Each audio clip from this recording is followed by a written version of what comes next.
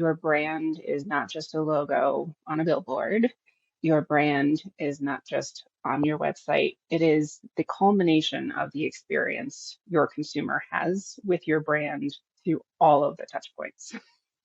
It is the feeling that is driven. It is the satisfaction, whatever it is that we are wanting our clients, consumers to do and feel, it is delivering on that through every single touch point that they have with your brand. And that's where you get your experience transformation. Welcome to It's Marketing's Fault, the podcast where we discuss how to do marketing the right way. I'm your host, Eric Rutherford, and I'm thrilled today because I have with me Kylie Kullack. She is head of client engagement at Struck. She has really a wide and diverse background in brand transformation across industries such as destination marketing, outdoor recreation, and biotechnology. Kylie is also an active member of Chief, which is a network of female executives who are shaping the industry. Kylie, welcome to the show. Thank you so much, Eric, for having me. I'm looking forward to this. Oh, it's my pleasure. I was excited because I'm looking forward to talking about Struck, about destination marketing, because that's something I would just like to learn more about. That's not something I've been a part of. But before we jump into that, as I was going through and doing some research, I'd love to hear how your experience at co-founding a localtable.com impacted what you're doing today at Struck. Sure, I'd love to talk about that. So my husband and I, originally from Manhattan, grew up in the agency world for about 15 years, and I think we're starting to really feel the effects of the grind and really have a love of food. We love to eat it and we love to cook with it. And the passion kind of formed into the desire to move to Park City, which where we are now, and celebrate the local products and the local food of the area and the region and promote it nationally and ship nationally. We were definitely a few years ahead of our time where you now see a lot more competitors, and it shifted to a little bit more of a B2B model than we were wanting it to be from an initial ideation. And it was a great learning experience. I think, while my husband was working full time on it and I was more support, I think it has certainly instilled in me a little bit more respect and empathy with the clients that we work with who are blood, sweat, and tears building a business and have to make very difficult decisions on how to invest the money that they have, right? How much of it is marketing versus operations, and how much of a risk are you willing to put out there? So I'd say it was a very valuable experience personally, but also professionally, and just having a better understanding and empathy when I speak to clients, particularly as startups. And we do work with a number of those who are in that transformation stage of really helping instill with them the confidence of working with a partner like us and how we'll work with them through the various phases of their growth. Yeah, just being able to really, it sounds like, go through the experiences that these startups go through just on a daily, weekly, monthly basis. As within marketing, within customer success, within all of those roles, that makes a huge difference. Totally. So let's jump into Struck. What is Struck for those listeners who are not familiar? Sure. So we are a creative agency based out of Salt Lake City. We're about 40 strong, been around for about 26 years. And our sweet spot is working with individuals and companies and organizations who are in a brand transformation stage, either, as we mentioned, kind of startups or are going through either series raise or business milestone where they really need our help and expertise in best positioning them for that growth. So we really focus primarily within travel and tourism, outdoor rec, and biotechnology. And sometimes people think that that's an interesting combination to have biotechnology in the mix, but at the heart of it, they are the ones who, as going from either stealth mode to Series A to all the way going public, they are having very key transformational organizational and business growth and kind of learning pains and growing pains, and that's how we can best position them and their brand for that growth that they're achieving. So what, as you walk with companies from startup Series A, Series B, and so forth, what I guess what's the big change from like startup to Series A, and then again from startup Series A to Series B? What are those big changes look like for those listening who are not familiar? Sure. So for, stealth or very early on, it is who are you as a brand, right? What is it that is your core positioning? What is your name? What does your identity look like? How do you present yourself to investors through your sales decks, your pitches, et cetera? Is really kind of that initial sweet spot, is just providing those companies and organizations with the core brand elements and a key understanding of who they are and who they want to be and are going to grow to be. As you start to move through the various phases of growth, you'll then start to see, okay, what are those key communication channels where we need to ensure that we're communicating the key messages, such as your website, such as recruitment campaigns, such as any advertising campaigns, making sure that you're expanding your breadth of the audiences that you're speaking to. And then making sure that you have very tailored solutions for each of them. And it goes all the way up through, IPO of who are the key audiences that we need to speak to and what are the right messages that we need to communicate and what are the right channels through which we need to do so. So as you work with those companies, who within those companies are you partnering with? Is it strictly marketing? Is it with the C-suite? Is it with the product team? How do you partner with them in that way? Yeah, we're a little bit different in our approach from a new business and client relation partnership perspective. We really, while someone might want to come to us and say, we need a brand, we need a name, give it to us, we really want to make sure that we're talking to the key stakeholders and decision makers. So the C-suite, and usually it's one individual within that, team, as well as the marketing support team as well, because it's important for us to understand their vision, their business goals, their business trajectory as they're expecting it to run, so that we can also then be proactive and help our clients anticipate what's next that they might not be thinking of. And I think that's something that we're a little bit different with in as being real partners with our clients of coming to the table before there is an actual need and or problem that needs to be solved. And so we're being proactive, being their marketing partner, if you will, to identify what opportunities they might need to consider for to help achieve that growth that they've identified. I'm all for bringing marketing to the table early. I've been in product marketing for several years, and getting product and getting some of the those leadership to bring marketing in early can fix a lot of problems down the road. Absolutely. And it not, we all know that just because we can't ignore the next steps or the next iterations that a company needs to evolve to from a marketing perspective.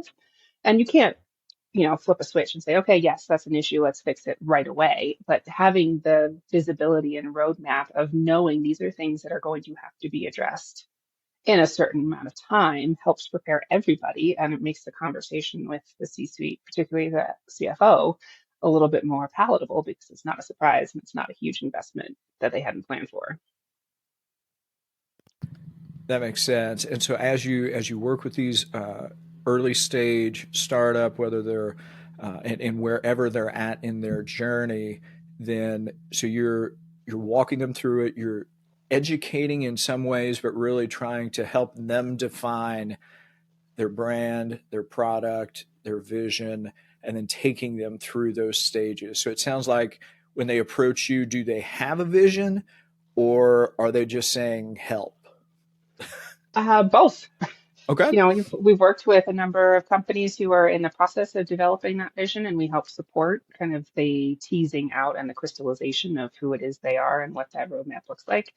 There are others who are very established brands, like a Nickelodeon, who knows who they are and a very successful brand, but do have issues that they need help with, right? And so it's our job to be that partner to kind of work with them, get under the hood, understand the business environment, understand the business goals, and then help craft solutions that could help achieve those. Now that makes sense. Just one of the cool things is I was researching Struck. On their website they have, this the Struck Manifesto, and one of the items is experience transformation. It goes on to say, experience transformation, the only ownable differentiator. So would you would you elaborate on this, because I thought it was a fascinating way of describing it? Does experience, I mean, does it translate for all businesses, for just some businesses? I'd love to hear your thoughts on that. Absolutely. We believe it applies to all businesses, all sectors. And really, the crux of it is, you have your business transformation, you're evolving your business, you're growing your business, you're understanding your product mix, your offering, you're bringing it to market. You then have your digital transformation, where technology, as we all know, is moving at the speed of light, and the tools in which we have help. Um, Businesses speed, scale at speed, but then also have new opportunities for engagement. And where we really see experience transformation is this understanding that your brand is not just a logo on a billboard. Your brand is not just on your website. It is the culmination of the experience your consumer has with your brand through all of the touch points. It is the feeling that is driven. It is the satisfaction, whatever it is that we are wanting our clients, consumers to do and feel, it is delivering on that through every single touch point that they have with your brand. And that's where you get your experience transformation. Is that something these businesses understand they need? Is that like an educational part on your side? Like, you need to have this? How does that work?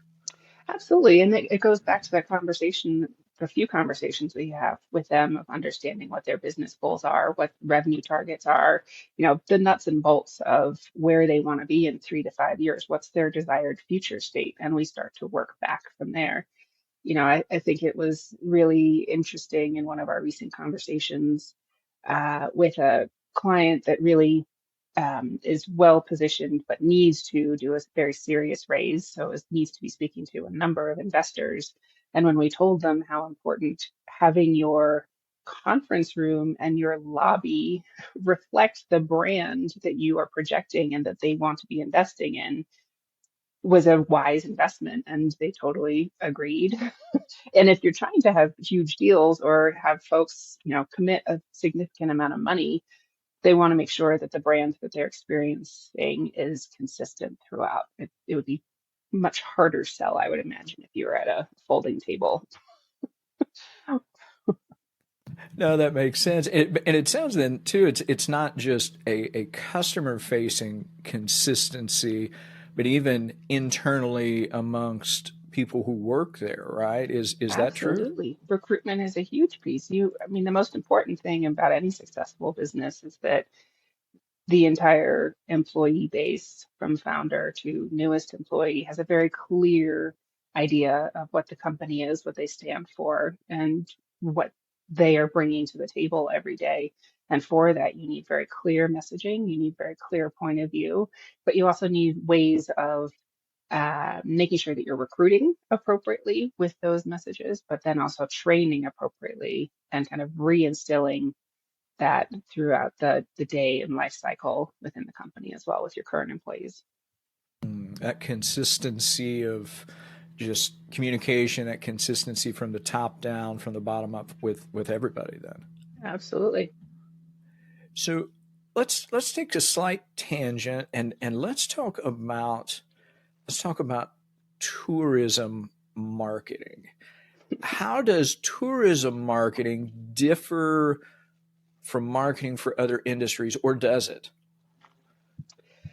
I would say it does, slightly, and it's been an evolution over the last, I'd say, 8 to 10 years. But at the crux of it, tourism marketing is marketing. You have your funnel, you want to move people from the very top of your awareness phase to your conversion, and then making sure that they're advocating for the services post their engagement with you. So that's the funnel. It still exists.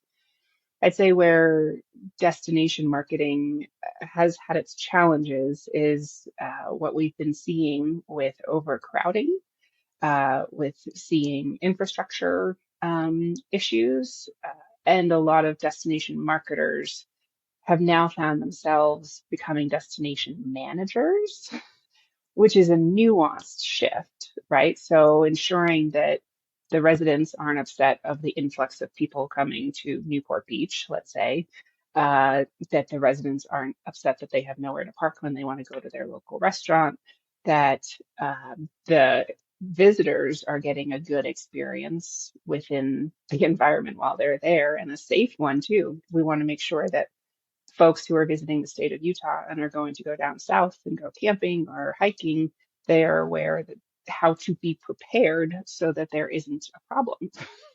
And so there's been this shift within destination marketing where they have had to encompass now destination management.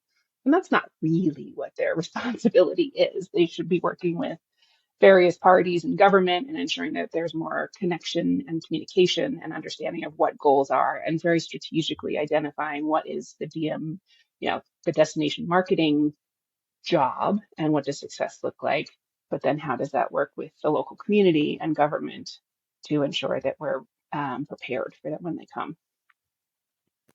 So that's fascinating. I had no idea, like no idea that was a major challenge for tourism marketing. As you describe it, it makes sense though. Yeah, Is are these conversations as you talk about this destination management? Is that where you have regular conversations with local government, with parks, with whomever, just sort of just like they're honestly like they're an internal customer, so to speak, in other places. Is that how that works? absolutely. And it's very dependent on the Office of Tourism being very connected with obviously the other government officials, and identifying what success looks like. And as I mentioned, what each party should be responsible for. Obviously, there should be alignment across the bigger picture. Most destinations do want tourism because that is a great revenue driver. I think one of the things where there will continue to be a little bit more work, as I would hope within the industry, is those government officials doing a better job communicating where those tax dollars are benefiting the local community and help pay off the influx and kind of the revenue that comes in, but show it to the residents who could be up in arms as to what the benefits are for them, whether it's new parks or trail systems, be a little bit more transparent in how those revenue dollars are impacting them for the better. Oh no, that makes total sense. That makes total sense. Let me ask as well about this idea of tourism niche. So I understand like in various businesses and the idea of niching down and finding that sweet spot for your business. How does that how does it work in tourism, and what's the key to defining it?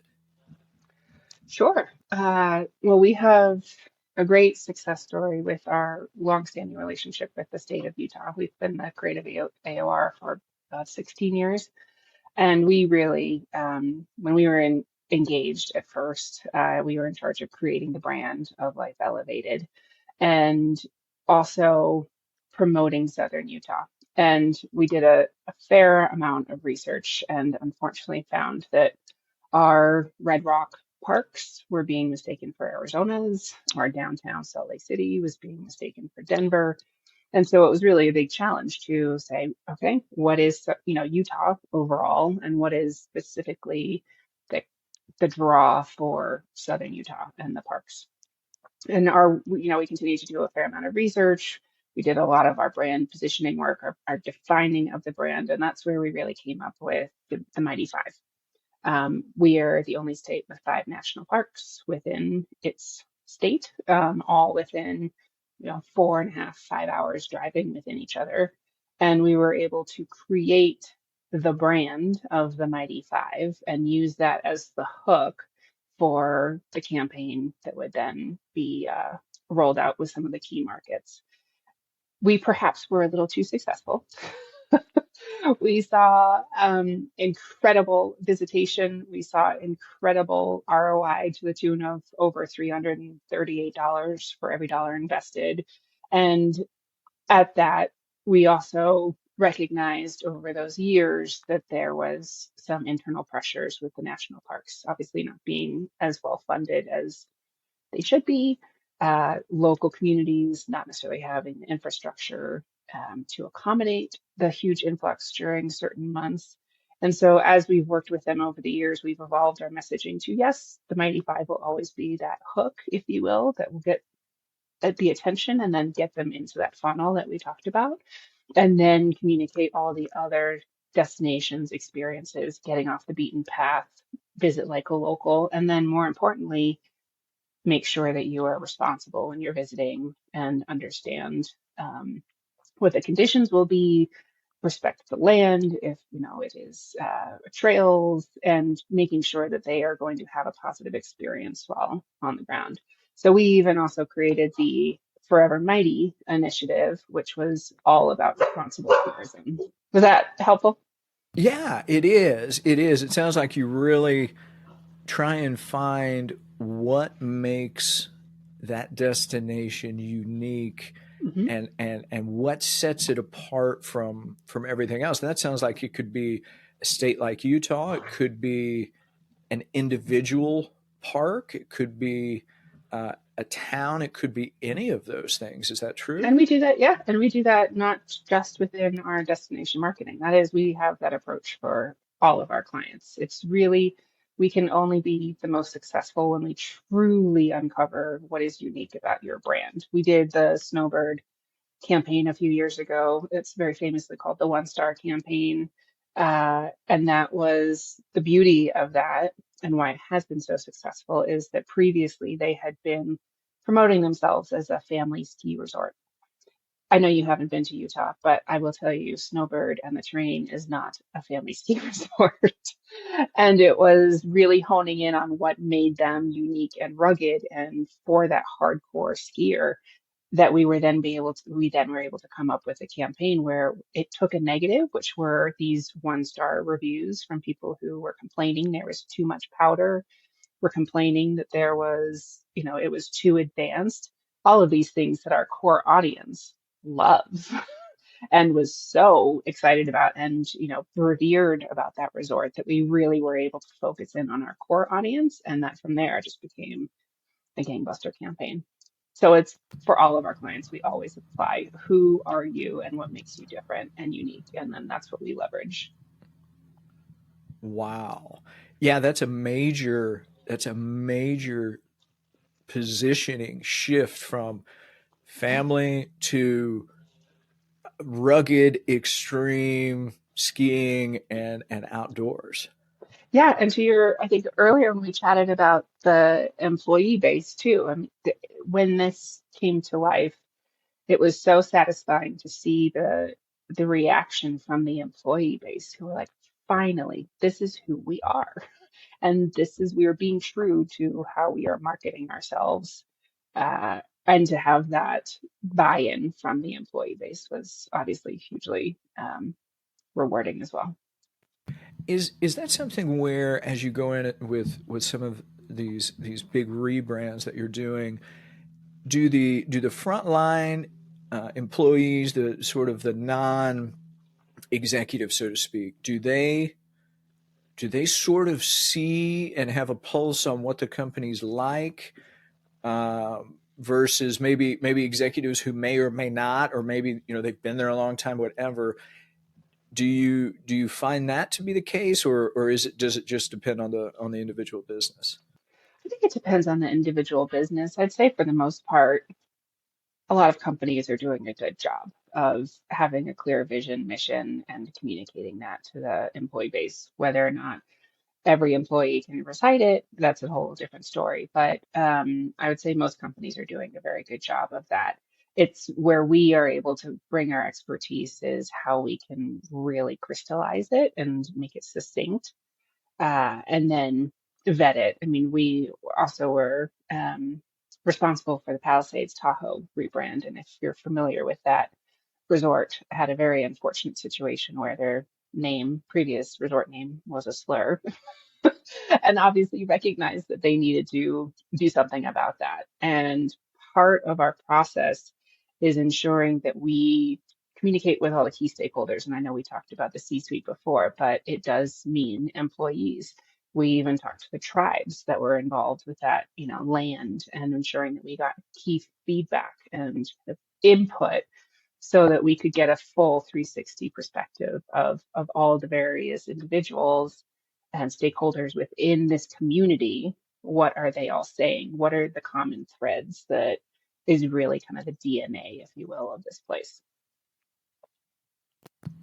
Yeah, so that sounds like just from the market research you're doing and talking with all of these groups, that's more than just I don't want to say like database querying, right? This is this is more qualitative. This is more conversational. This is really doing some hard interviewing is not really, I mean, that comes off as like it's really brutal, but it's not. It's just functional interviewing and conversations to put the picture together.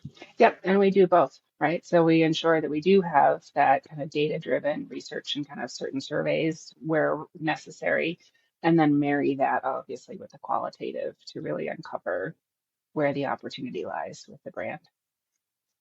That makes sense. And then, as you talk about different government organizations, local, state, different businesses, how how do strategic partnerships work? Is that with a government entity? Is that with specific for-profit businesses? Is it both? How's that work?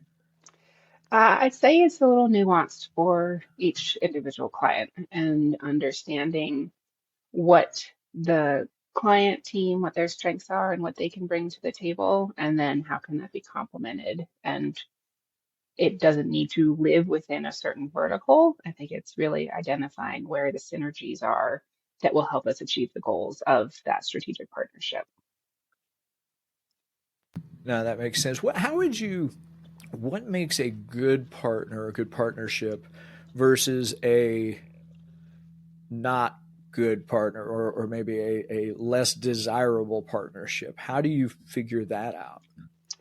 I think it's having very candid conversations and clarity around what each party brings to the table, what each party will be able to deliver, and making sure that that is captured and written down and agreed upon.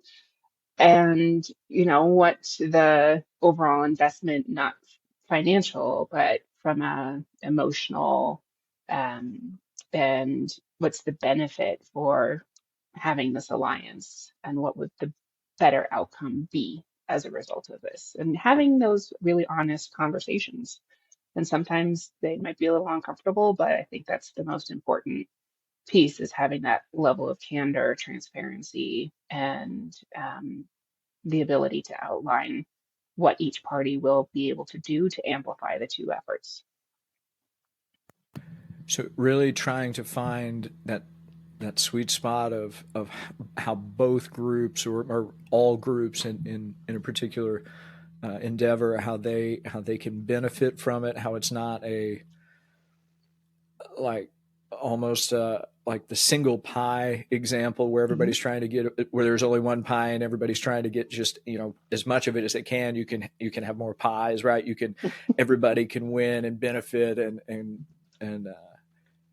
and enjoy that. Is that somewhat of an education step? Is that like do they understand everybody can win, or is that something they sort of learn along the way?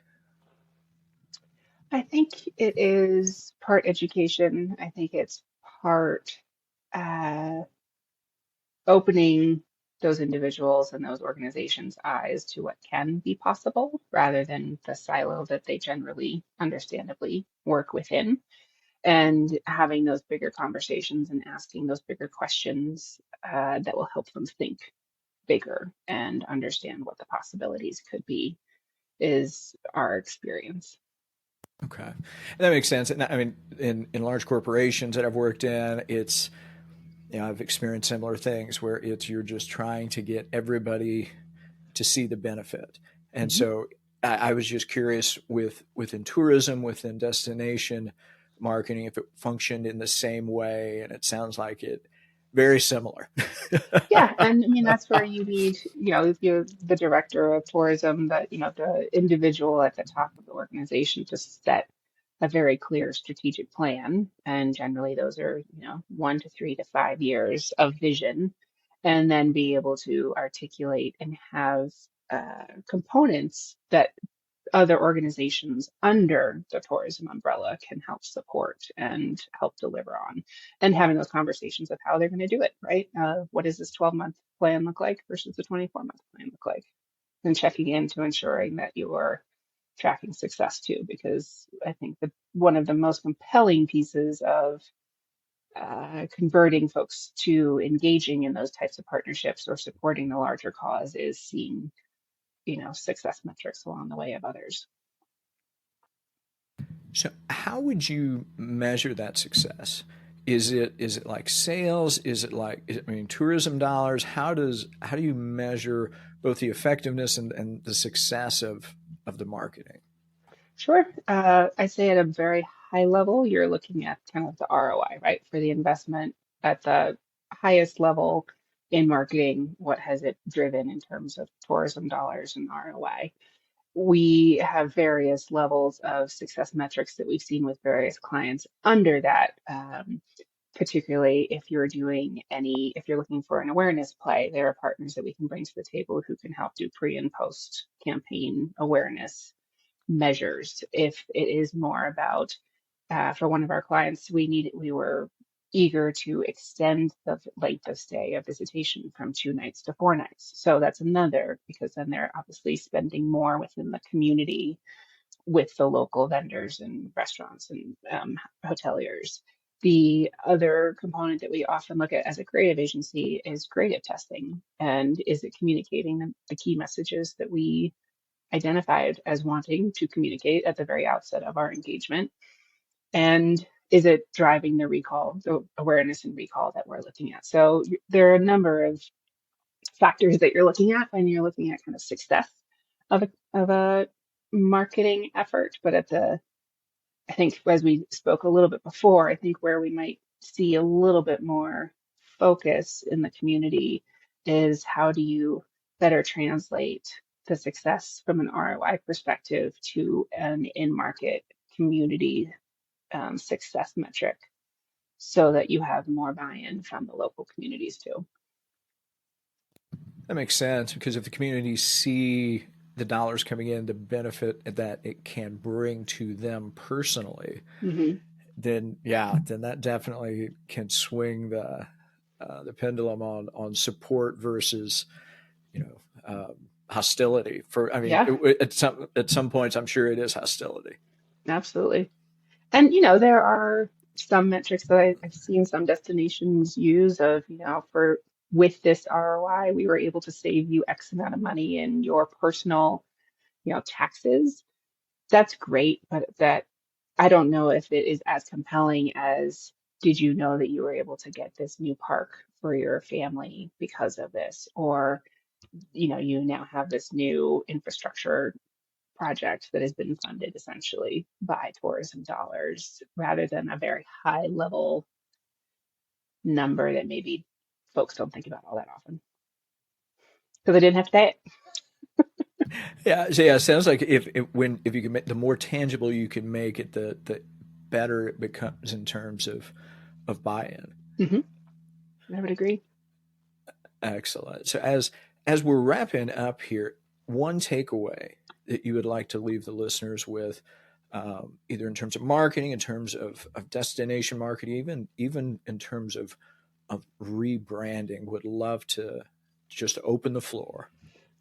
Yeah, I think it's important to always be proactive and be thinking about what's next rather than waiting for the problem to present itself to then have to solve. So, understanding and looking at the data that you have access to, what are some of those top three things that you know you should probably tackling within the next window, and you can help prioritize what that looks like, but always being proactive, always thinking ahead of instead of waiting for a problem to present itself that needs to be solved, because those often happen on top of our day jobs.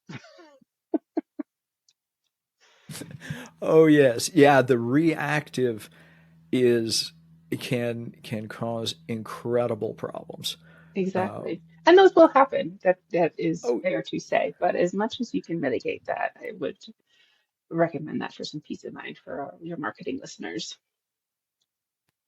definitely. So, and for everybody listening, if you've been in marketing for any time at all, you know reactive happens. So proactive whenever you can make it work. So Kylie, this has been really fun and educational.